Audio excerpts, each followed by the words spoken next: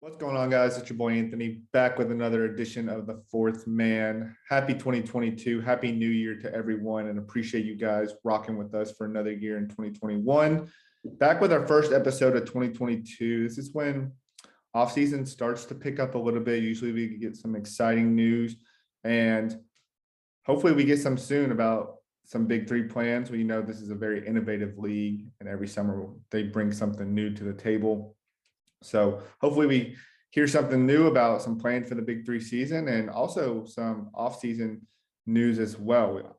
My favorite part personally is just hearing about who's going to be joining the league and the combine and, which player is going to go to what team. So things like that really excite me. And that's really when we start to hear about that stuff early on in the year. I'm excited for it, but appreciate everyone tuning into the show today. We have a great show, not a lot of news to catch you up on, but we do have a great interview today, and we're talking to Darnell Jackson of Power. He was an undrafted player last year who really made waves in his time with Power, played about 6 games with them after joining in week 3. Have a good conversation with him.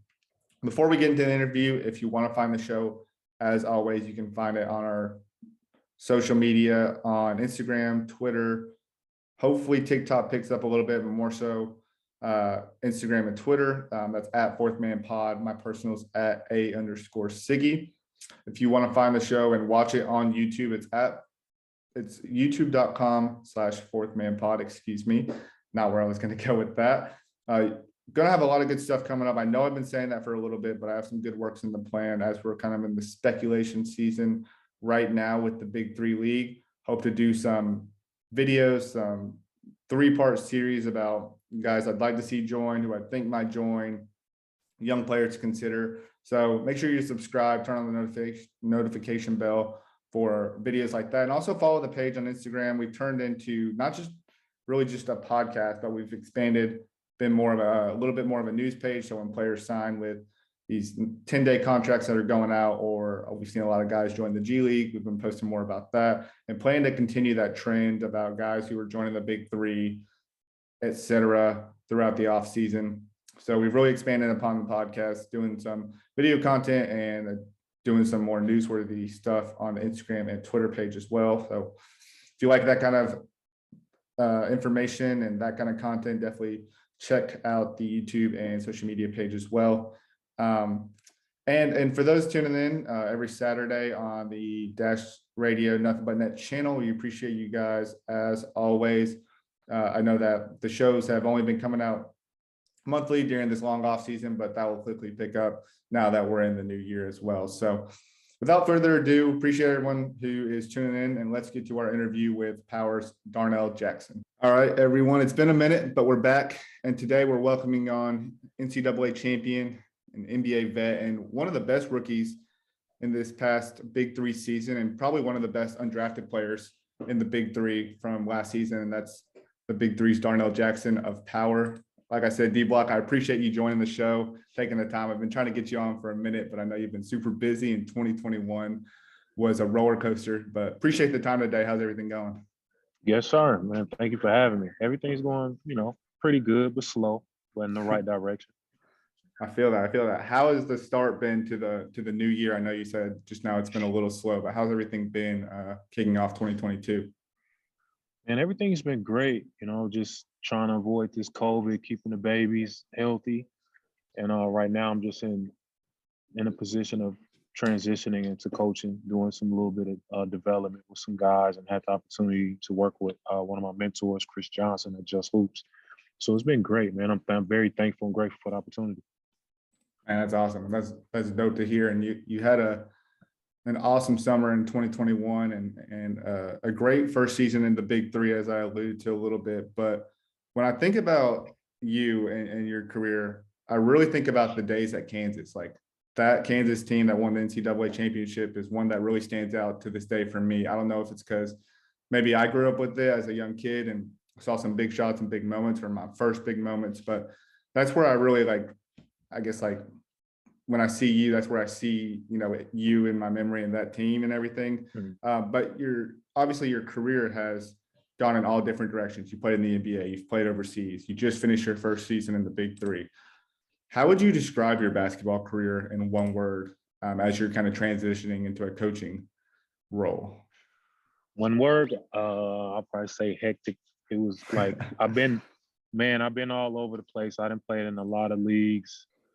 You know, played on teams and not receive a payment for 5 months and you know going home with no payment. So it was very tough. And when I had the opportunity to work with Chris at Just Hoops, it was it was a no brainer because I'm just like I don't want to go through that you know that transition again of worrying about, okay, are you gonna get paid this month? Are you gonna get paid next month? So I'm just like, man, let me start my foundation now and just continue giving my, my experiences and my knowledge to some of these young guys.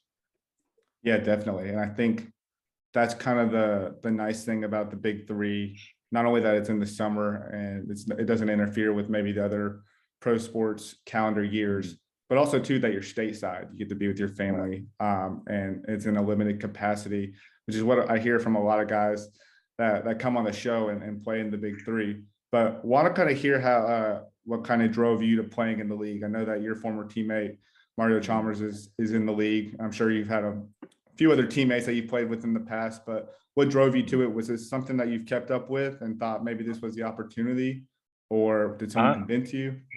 When I first heard about Cube was doing this league, I didn't know anybody at that time that had like, a direct connection or the process that I need to go through. And the first person that reached out to me was T. Scott.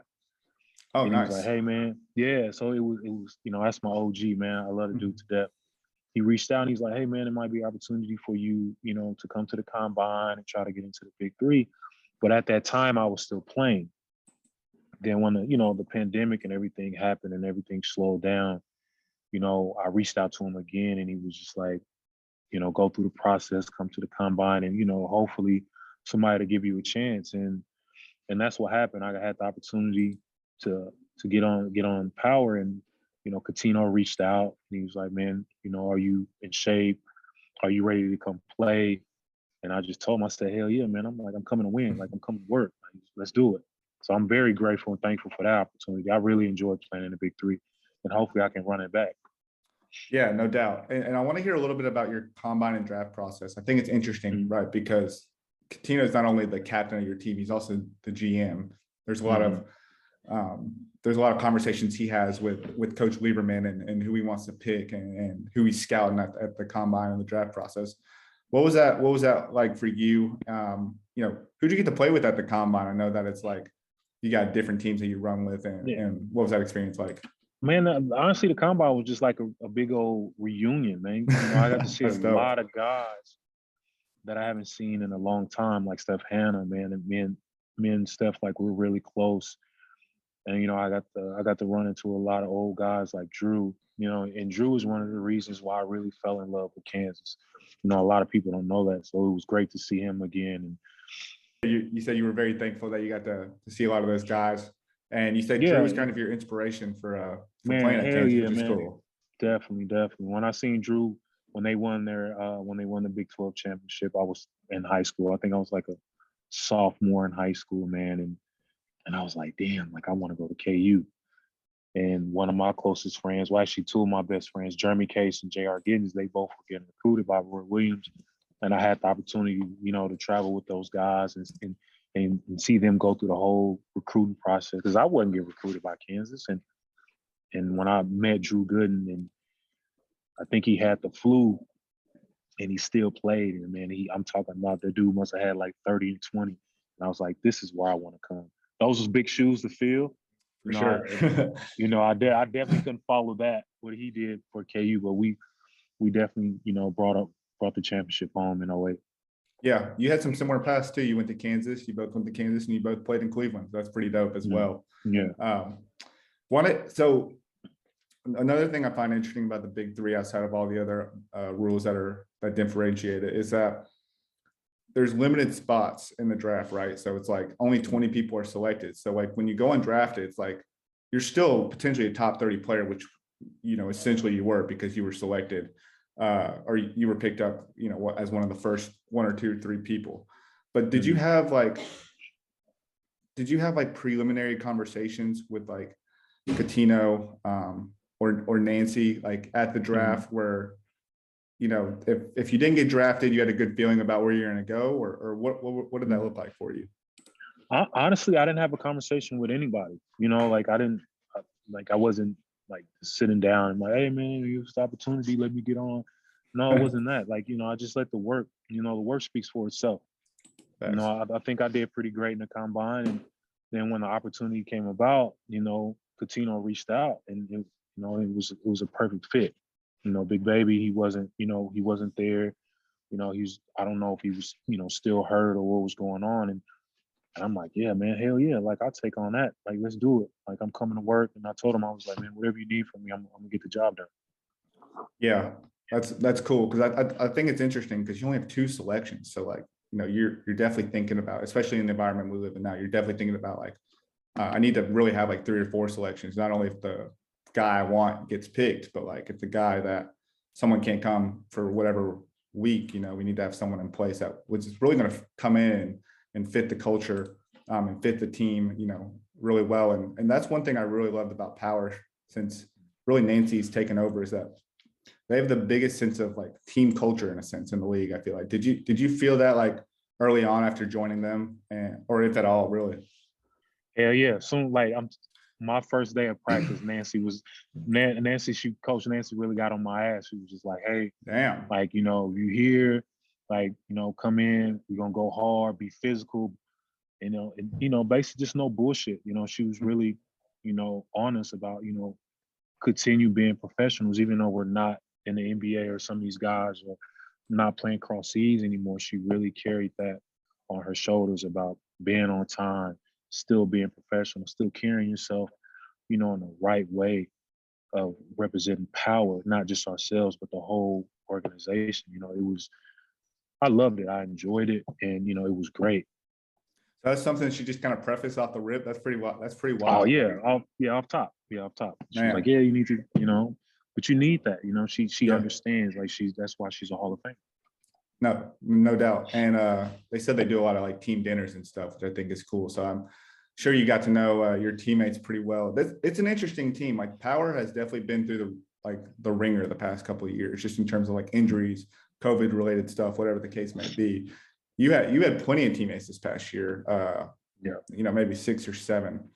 How do you feel like you guys were able to like keep that team camaraderie together, keep that chemistry going? You know, despite like guys being in and out and whatnot. Because the formula never changed. You know, you basically got to pick pieces and make sure that they fit, and that's exactly what, you know, Coach and Coutinho, that's what they did, and you know, even Royce, you know, they understood what the goal was, and you know, bringing guys in, they made sure everybody was on the same page, and you know, we didn't care. We just wanted to go out there, be physical, and win games. You know, there are opportunities where we were winning and we gave up the lead just because of mental mistakes. But I truly believe that we should have been in the playoffs in the Bahamas, but things changed. It's okay. I get it. You know? Yeah, that's why you come back next year Yeah. and make sure you come through for it. Yeah. And Sorry. talk to me about the approach too, because it's interesting. It's not timed, right? It's the first one to 50. You guys could be down 49-29 and come all the way back, Right. essentially. Like, what was there any adjustment for you in that regard, like being able to like stay locked in regardless of like the score, like if it was lopsided or even being up by a lot? Like, is there any kind of Yeah. adjustment there? No, it's no adjustment at all, man. Just like I said, just you know, stand locked in and mentally prepared, and just don't make those mental mistakes.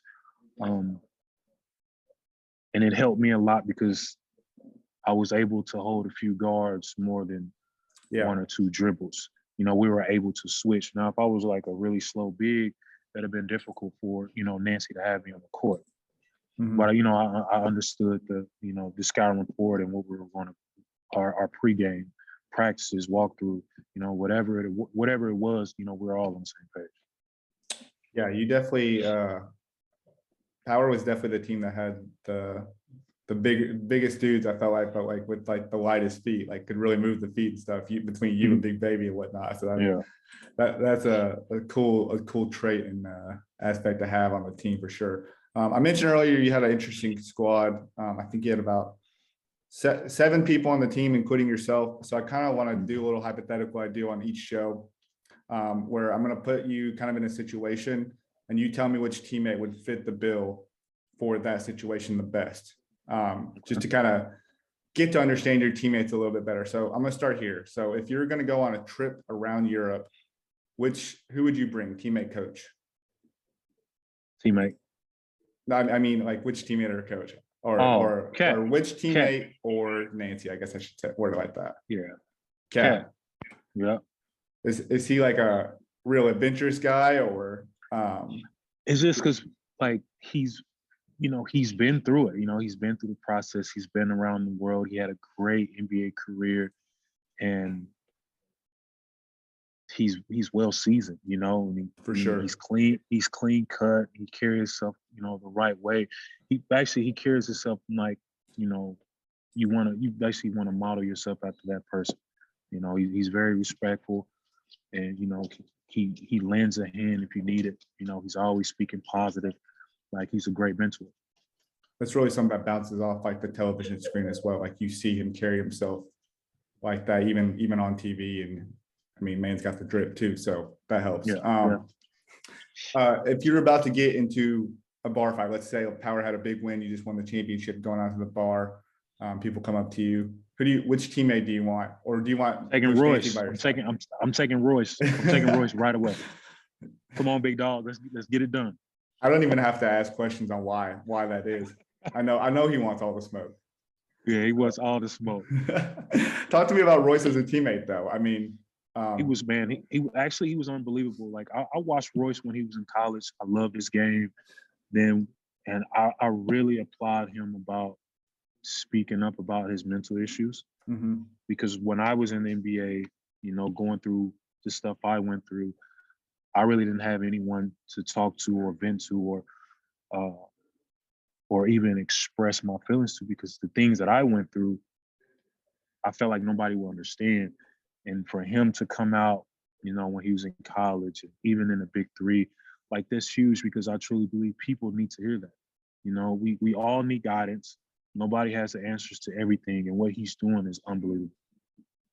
I couldn't have said it better myself. He's really put others in like the world issues, before himself. He's taken it upon his shoulders to be one of those people that like sacrifices everything in order for the better of the world. And that's something that's really hard to do, just in everyone's life, especially in this day and age where like it's like want. It's not enough give, which you're kind of in a similar situation now as a coach and developing players, which is cool, which I definitely want to get to.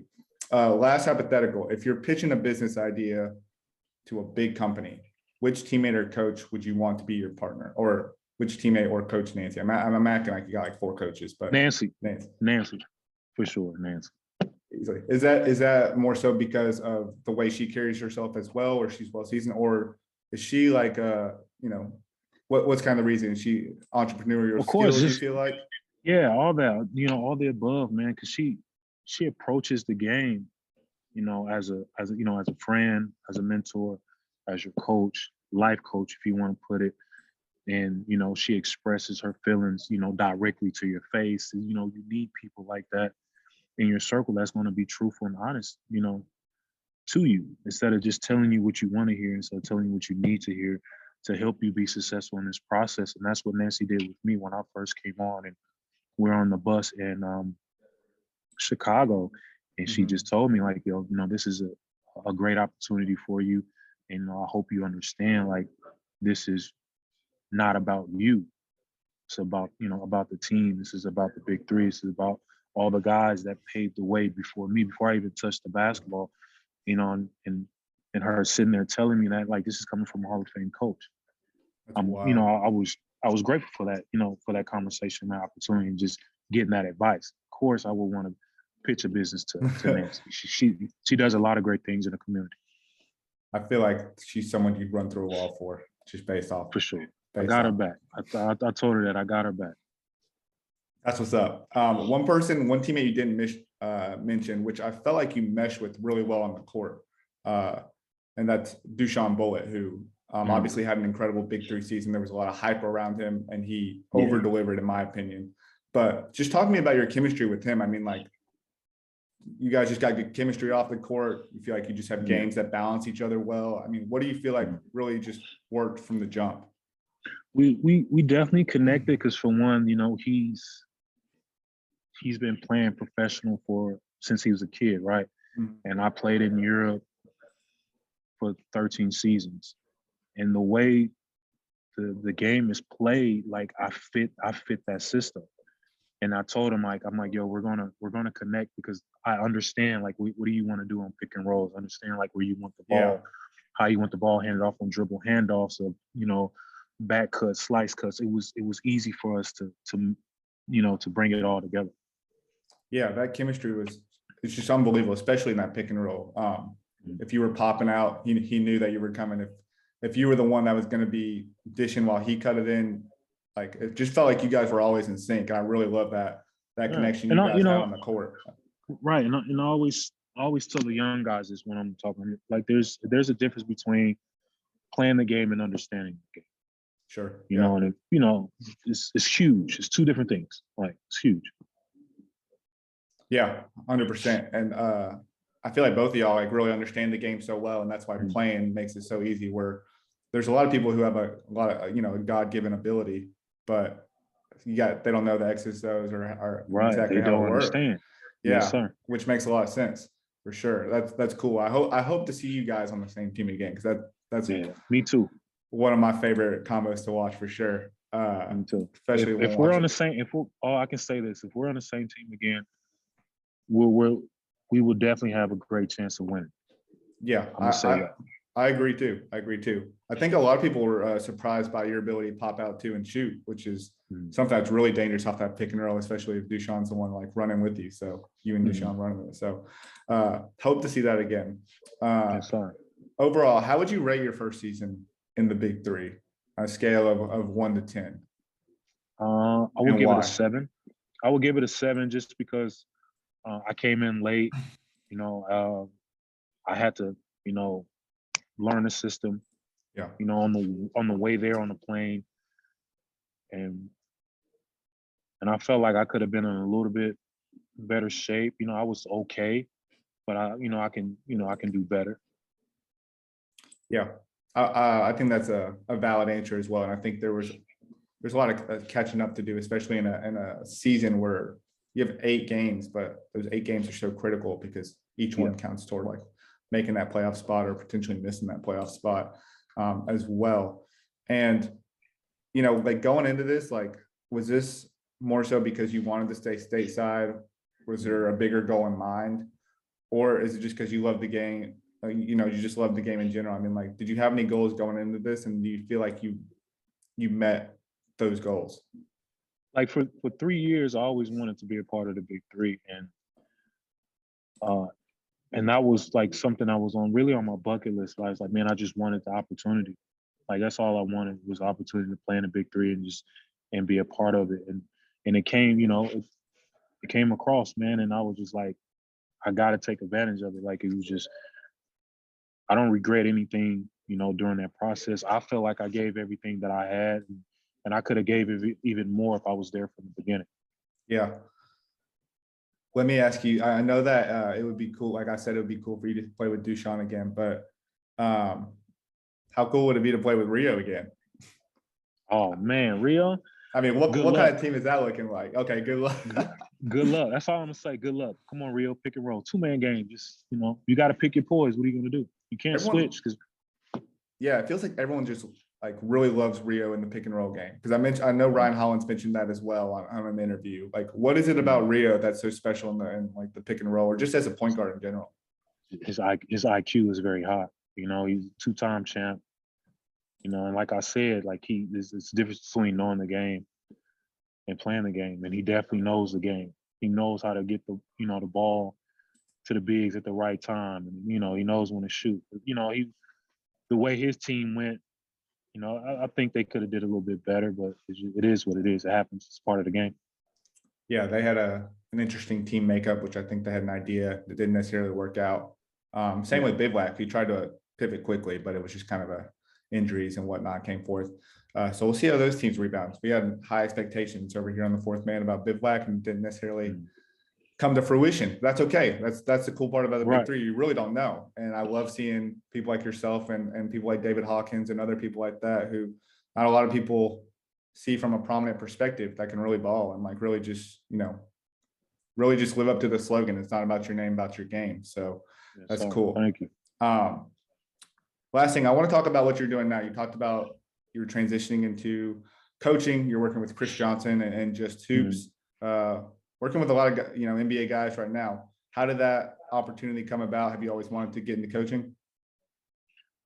Yes. So I'll probably say for the last 4 years, even when I was still playing in Europe, I was reaching out to coaches and people that I knew that were in the industry, that were in that field, and just asking questions and what the process was. And everybody just were telling me like, make sure you're ready, make sure like you have that competitiveness out of you to to bring to the court. And I've been knowing Coach Jay for 13 years now, and Oh, it was wow. just yeah. So it was easy because he used to train me when I lived in Houston. So it was Mhm. just an easy process and to transition and every step of the way, he's been walking with me, and it's been great.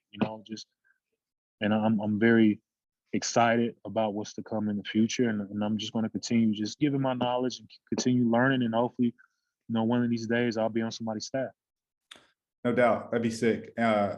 What's one thing you feel like you've learned early on in coaching, or one piece of advice that you've learned early on in coaching that you would give to younger players or players coming up hoping to play D1, NBA, etc.?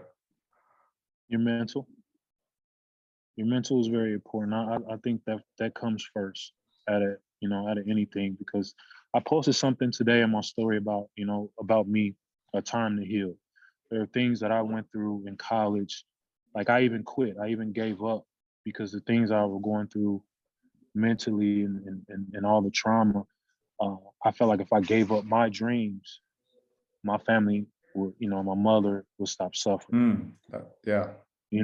So like this young generation, man, I feel like they haven't seen anything yet, but that's life. We, like I said, we all need guidance. You're going to go through things that are going to affect you mentally, physically, and you're going to get to the point where you're going to be like, damn, man, I don't want to do this anymore. So I feel like I can bring that extra, shoulder for somebody to lean on and give them advice on, like, man, this is what happened to me.